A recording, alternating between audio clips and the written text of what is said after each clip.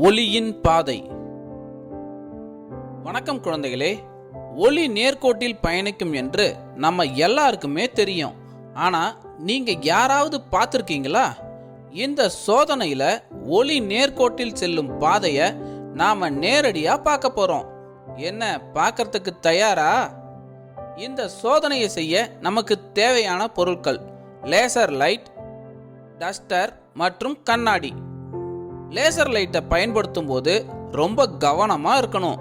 ஏன்னா laser light நேரடியா நம்ம கண்ணுல பட்டா பார்வை கோளாறு ஏற்பட வாய்ப்பு இருக்கு. டஸ்டரை கொண்டு கரும்பலகைய நல்லா அழிச்சு தூசி பறக்க எடுத்துக்கோங்க. இப்போ லேசர் லைட்டை ஆன் பண்ணி ஒளி செல்லும் பாதையில தூசியை தட்டி விடுங்க. லேசர் ஒளி செல்லும் பாதைய சாக்பீஸ் துகள்கள் சிதறடித்து ஒளியின் பயண பாதைய தெளிவா காட்டும்.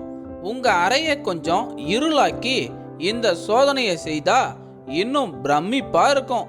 இப்போ இதே சோதனைய கண்ணாடி மீது செய்யலாம்.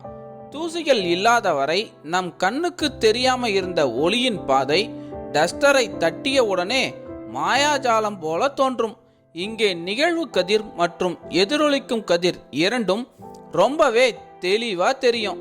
இந்த செயலை இருளில் நிகழ்த்தும் போது தெல்ல தெளிவாக நம்மால் காண முடியும். இந்த அற்புதமான மிக சாதாரணமான சோதனையை நம்மால் ரொம்ப எளிமையா செய்திட முடியும். எந்த ஒரு பொருளையும் அது சிதறடிக்கும் ஒளியை கொண்டே நம்மால் பார்க்க இயலும்.